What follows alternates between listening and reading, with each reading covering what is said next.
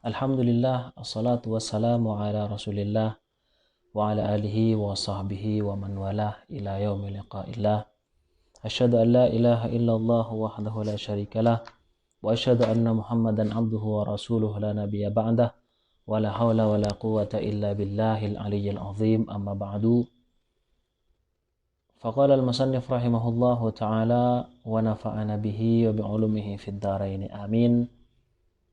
Al-hadits 210 an Anas qala an-nabiy sallallahu alaihi wasallam udhkur ismallah wal ya'kul kullu rajulin mimma yali.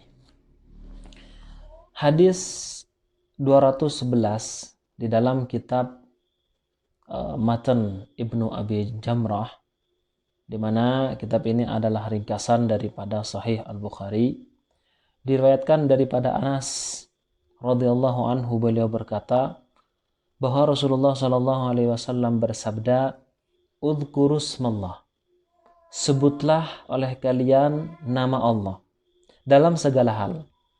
Khususnya ketika kita akan menikmati hidangan yang telah Allah berikan kepada kita berupa rizkinya, makanan, minuman, maka kita harus menyebut nama Allah, mengingat nama Allah, agar yang kita makan itu berkah, yang kita makan itu mendapatkan ridha Allah Subhanahu wa taala, dan itu merupakan salah satu bentuk syukur kita kepada Allah Subhanahu wa taala. Wal ya'kul kullu rajulin mimma yalih, dan hendaklah setiap seseorang itu makan, menyantap hidangannya, mimma yalihi, dari yang terdekat. Jadi kalau misalkan ada satu perkumpulan di mana di sana terdapat banyak orang, lalu kemudian kita dihidangkan beberapa makanan, maka kita dianjurkan, sangat dianjurkan untuk menikmati yang terdekat saja. Jadi kalau misalkan makanan yang kita inginkan tapi jauh, sedangkan di situ banyak orang berkumpul, maka kita cukup makan yang di dekat saja. Kalau misalkan nanti orang-orang sudah bubar dan apa yang kita inginkan masih tersisa dan ada, maka itu diperbolehkan, silahkan saja. Jadi di sini menunjukkan bahwasanya bagaimana Rasulullah mengajarkan kepada kita untuk beradab, bahkan dalam segi menikmati hidangan sekalipun, makanan sekalipun, tetap kita harus tetap beradab kepada orang-orang di sekitar kita. Hadis 212 an Amir bin Sa'ad an abihi qala Rasulullah sallallahu alaihi wasallam, man tasabbaha kulla yawmin sab'a tamaratin ajwatin lam yadurruhu fi dhalikal yawmi summun wala sihrun. Dari Amir bin Sa'ad an abihi qala Rasulullah sallallahu alaihi wasallam, Rasulullah sallallahu alaihi wasallam bersabda, man tasabbaha, barang siapa yang memasuki waktu pagi hari, kulla yaumin, di setiap hari, kemudian dia sab'a tamaratin ajwatin, mengkonsumsi 7 butir korma ajwa. Korma ajwa ini adalah korma yang ditanam langsung oleh Rasulullah sallallahu alaihi wasallam. Dan korma ini hanya tumbuh di Madinah. Di dalam sebuah penjelasan dari seorang guru saya disebutkan bahwa kurma ini ditanam oleh Rasulullah di pagi hari, sore sudah tumbuh dan bisa dipanen. Ini tidak lain dan tidak bukan adalah mukjizat dari Rasulullah sallallahu alaihi wasallam. Kurma ajwa ini jika dibanding dengan kurma yang lain, tampilannya itu tidak secara tampilan itu tidak menarik. Akan tetapi kurma ini adalah kurma yang sangat, jika dibandingkan dengan yang lain, pertama sangat enak dan mempunyai keistimewaan sendiri karena Rasulullah sendiri yang menanam dari kurma tersebut. Nah, jadi ada setiap orang di mana setiap pagi dia mengkonsumsi sebanyak 7 butir kurma ajwa, lam yadurruhu fi dhalikal yaum summun wala sihrun, maka tidak ada yang bisa membahayakan orang tersebut pada hari itu, khususnya summun, pertama racun.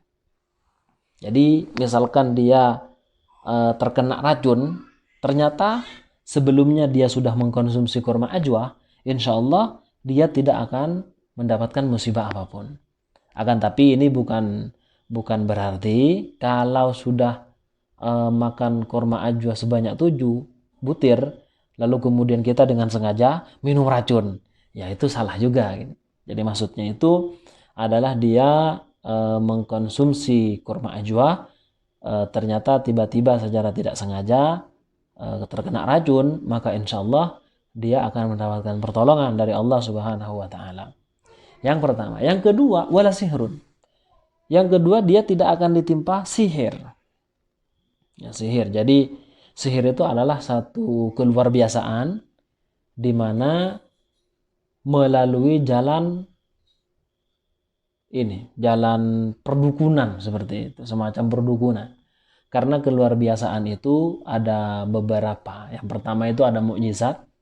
Mukjizat ini adalah amrun khariqul adah dan muncul dari seorang nabi. Kemudian yang kedua ada karomah. Sama, karomah itu adalah keluarbiasaan, akan tapi muncul bukan dari seorang nabi, melainkan dari seorang soleh. Misalkan ada para sahabat, kemudian ada keluarbiasaan, maka itu namanya karomah. Kemudian ada ma'unah. Ma'unah itu pertolongan, keluarbiasaan, di mana muncul dari orang mukmin pada umumnya. Kemudian di sana ada al-kahana. Kahana itu biasanya dari tukang tenung, tukang ramal seperti itu, keluarbiasaan juga. Kemudian ada sihir. Sihir itu biasanya dari dukun. Keluarbiasaan munculnya dari dukun. Dan juga ada di sana itu ihanah.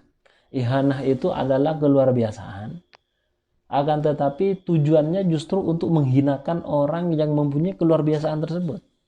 Contohnya seperti Musailamah al-Kadzdzab, ketika dia mengaku menjadi seorang nabi, ya, seorang rasul. Kemudian ada satu penduduk kampung bertanya, wahai Musailamah, apakah engkau benar-benar seorang nabi? Iya betul. Kalau memang betul, mari tunjukkan satu mukjizat. Oke, apa yang kalian inginkan? Lalu akhirnya kami ingin bahwa sumur yang ada di daerah kami ini menjadi manis. Lalu kemudian Musailamah ditunjukkan sumur itu. Kemudian ia meludah ke sumur itu, dan akhirnya bukan malah manis yang didapatkan, tapi pahit sekaligus asin. Jadi ini keluarbiasaan tapi bertentangan dengan apa yang diinginkan untuk menunjukkan kehinaan orang yang mendapatkan ihana ini. Baik. Kemudian selanjutnya hadis 213 an Ibnu Abbas radhiyallahu anhuma anan Nabiy sallallahu alaihi wasallam qala idza akala ahadukum ta'aman fala yamsah yadahu hatta yal'aqaha aw yul'iqaha. Dalam sebuah riwayat dari Ibnu Abbas, Abdullah Ibnu Abbas radhiyallahu anhuma, anna Nabiy sallallahu alaihi wasallam, bahwa Rasulullah sallallahu alaihi wasallam bersabda, idza akala ahadukum, jika salah satu di antara kalian telah menikmati makanan. Ta'aman, idza akala ahadukum ta'aman, jika salah satu di antara kalian telah menikmati satu makanan. Fala yamsah yadahu, maka janganlah dia itu mengusap tangannya atau membasuh tangannya, membersihkan tangannya, hatta yal'aqaha, sampai dia menjilatnya. Artinya dia itu ketika sudah makan, karena memang anjuran pertama yang perlu diketahui dahulu, disunnahkan dan dianjurkan ketika kita akan menyantap makanan itu menggunakan tangan secara langsung, dan menggunakan tangan kanan, tidak menggunakan sendok, ya, karena Rasulullah di dalam beberapa riwayatnya tidak diterangkan bahwa beliau makan menggunakan sendok. Nah, sendok pun datangnya dari barat. Akan tapi apakah kemudian haram menggunakan sendok? Tidak juga. Itu adalah hal yang bukan prinsipil, hanya merupakan teknis saja. Nah, kemudian dianjurkan langsung menggunakan tangan, itu dimakan. Setelah makan dan selesai makan, maka hendaklah tangan jari jemarinya itu dijilat. dijilat seret. Artinya benar-benar bersih, baru kemudian mencucinya, ya, membersihkannya. Seperti itu. Karena kenapa hal ini sangat dianjurkan? Karena di dalam sisa-sisa makanan itu terdapat berkah yang Allah memang simpan kepada makanan-makanan tertentu itu. Makanan yang kita konsumsi, maka hendaknya kita juga melakukan hal seperti ini, hal yang dianjurkan oleh Rasulullah SAW. Kecuali kalau memang makanan tersebut tidak bisa dimakan kecuali dengan menggunakan sendok. Misalkan seperti bakso atau yang lainnya, itu tidak bisa kalau kita makan secara langsung dengan menggunakan tangan. Mau tidak mau harus menggunakan sendok, maka itu tidak mengapa. Akan tetapi yang biasa dilakukan oleh orang-orang barat ketika makan, yang kanan menggunakan pisau dan yang kiri menggunakan garpunya, lalu akhirnya menggunakan tangan kiri, itu jelas menyelisihi sunnah Rasulullah Sallallahu Alaihi Wasallam. Dan hadis ke-214, an Abi Tha'labah al-Khunashi qala qultu ya Nabi Allah inna bi ardi qaumin ahli kitab. Dari Abu Tha'labah al-Khunashi, beliau berkata, saya bertanya kepada Rasulullah, wahai Rasulullah, sesungguhnya kami berada di tanah kaum yang ahli kitab. Jadi berada di suatu tempat di mana mayoritas penduduknya adalah ahlu kitab, Yahudi dan Nasrani.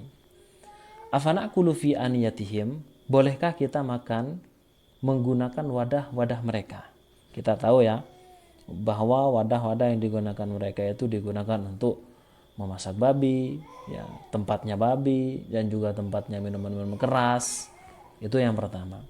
Wa bi ardi saydin, kita berada di tanah perburuan. Asidu bi qausi wa bi kalbi alladhi laysa bi muallamin wa bi kalbi al-muallam. Aku berburu wahai Rasulullah dengan panahku. Itu yang pertama. Kemudian selanjutnya, dan dengan anjing milikku di mana dia tidak terpelajar. Artinya bukan anjing yang dididik agar kemudian nurut untuk berburu. Itu yang kedua. Yang ketiga, wa bikalbi al-muallam. Yang ketiga adalah menggunakan anjing yang sudah terpelajar. Artinya dia sudah dipelajari, kemudian memang menjadi anjing buru, anjing pemburu. Fama yasluhuli, maka mana kira-kira ya Rasulullah yang boleh bagi aku untuk aku konsumsi? Menggunakan wadahnya orang-orang ahlu kitab, berburu dengan menggunakan panah, menggunakan anjing yang tidak mu'allam, dan menggunakan anjing yang mu'allam. Lalu kemudian qala, Rasulullah bersabda sebagai jawaban dari pertanyaan ini, amma madzakarta min aniyati ahlil kitab, adapun apa yang kau sebutkan berupa wadahnya, yaitu tempat makanan yang dimiliki oleh ahli kitab, fa in wajadtum ghairaha fala ta'kulu fiha, jika kalian menemukan wadah selainnya, maka janganlah kalian makan menggunakan wadah punyanya ahli kitab tersebut. Tapi wa illam tajidu faghsiluha wa kulu fiha. Namun jika engkau tidak menemukan, kata Rasulullah, maka bolehlah engkau untuk membasuhnya, mencucinya dengan bersih, wa kulu fiha, dan menggunakan itu untuk wadah makanan. Makan menggunakan wadah tersebut. Kemudian yang kedua, wa ma sitta biqausika fadzakarta smallah alaihi faqul. Kalau engkau berburu dengan menggunakan panahmu, lalu engkau kemudian menyebut nama Allah Subhanahu wa taala ketika melepaskan panah, maka bolehlah engkau makan. Jadi misalkan memanah serat, jadi memanah bismillahirrahmanirrahim serat mengenai hewan tersebut, misalkan rusa, asalkan hewan-hewan yang halal untuk dikonsumsi, kemudian mati hewannya, maka boleh untuk dimakan. Kemudian yang selanjutnya, wa maqsitta bikal mu'allam, dan adapun engkau berburu, hewan yang kau berburu dengan menggunakan anjingmu yang sudah terpelajar, anjingmu yang sudah nurut sebagai anjing pemburu, kemudian fadzakarta smallahi alaihi fakul, kemudian kau menyebutkan nama Allah ketika melepaskan anjing pemburu ini, kemudian dia menerkam sampai kemudian benar-benar mati hewan buruannya ini, maka boleh juga untuk dimakan.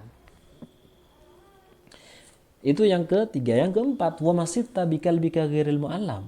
Adapun hewan yang kau berburu dengan menggunakan anjing yang tidak terbelajar, maksudnya bukan anjing pemburu yang sudah diajari, yang penurut, kemudian tapi fa'adrokat kata-katahu, lalu engkau masih mendapati masa untuk menyembelih hewan yang sudah diterkam oleh anjing yang tidak khusus dibuat pemburu.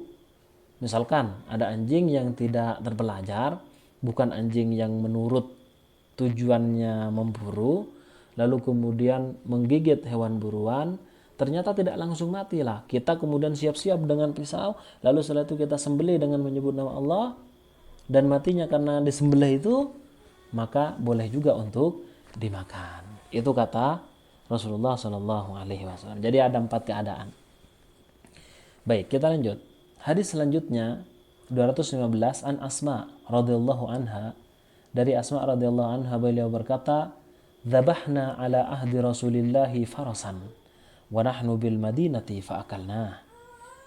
Kami dahulu pada zaman Rasulullah sallallahu alaihi wasallam pernah menyembelih faros. Faros itu kuda, jaran. Wa nahnu bil Madinati, sedangkan kita pada saat itu adalah periode Madinah. Faakalnahu, maka kami makan sembelihan hewan kuda tersebut. Jadi di sini ditegaskan dalam hadis ini bahwa kuda itu boleh untuk dikonsumsi. Apalagi dalam mazhab Syafi'i juga mengakui bahwa ini kuda boleh untuk dikonsumsi. Selanjutnya, an Ibnu Umar radhiyallahu anhu annahu sami'a an-nabiy sallallahu alaihi wasallam, dari Ibnu Umar radhiyallahu anhu, beliau mendengar Rasulullah sallallahu alaihi wasallam yanha an tusbara bahimatun au ghairuha lil qatli, bahwa Rasulullah melarang untuk antusbara. Antusbara itu maksudnya dijadikan sabar. Bahimatun, satu hewan ternak, au ghairuha atau lainnya, lil qatli, untuk kemudian dibunuh, disembelih.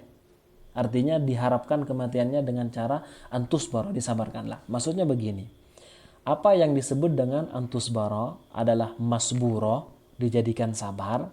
Maksudnya adalah ada hewan, misalkan ada ayam. Hewan ayam tersebut diikat. Nah, ketika diikat dia tidak akan bisa bergerak. Di sini makanya kemudian di bahasa Arab kan itu menjadi sabar kayak gitu. Setelah diikat dengan sangat erat sehingga ayam itu nggak bisa bergerak, lalu kemudian ayam tersebut dilempar, atau yang lainnya dilempar, ayamnya dilempar, atau ayam tersebut dilempar menggunakan batu sampai kemudian mati. Nah, ini jelas tidak boleh. Atau misalkan ayam itu sama dengan yang tadi, tapi kemudian dilemparkan kepada tempat yang ada banyak pakunya, cok seperti ini, akhirnya dia mancap mati. Nah, itu tidak boleh juga, itu diharamkan, nggak boleh. Itu di sana ada sisi penyiksaan kepada hewan. Makanya Rasulullah benar-benar melarang menyiksa, bahkan tujuannya pun untuk makan, misalkan untuk dimakan, konsumsi, tetap tidak boleh dengan cara seperti itu. Hal yang senada juga dilarang itu adalah muthlah itu juga dilarang. Misalkan ada hewan hidup, ya, misalkan kambing pengen subbuntut misalnya, kemudian buntutnya itu dipotong dalam keadaan hidup, itu juga diharamkan, tidak boleh. Makuti amin hayatin min hayawanin wa hiya hayatun wa huwa hayatun fahiya maitah. Jadi apapun anggota tubuh dari hewan yang terpotong padahal hewan tersebut masih hidup, maka yang terpotong itu adalah bangkai, dan kita haram untuk makan bangkai. Termasuk juga misalkan ada al-juthmah, yaitu diharamkan juga juthmah. Juthmah ini malah Seperti yang tadi hampir mirip, dia diikat hewannya ini misalkan ayam, hewan ditaruh di tempat sasaran panah, diikat atau tempat sasaran tanah, kemudian dia dipanah, mengucapkan bismillah, tas, kena sampai mati. Lagi ini gimana?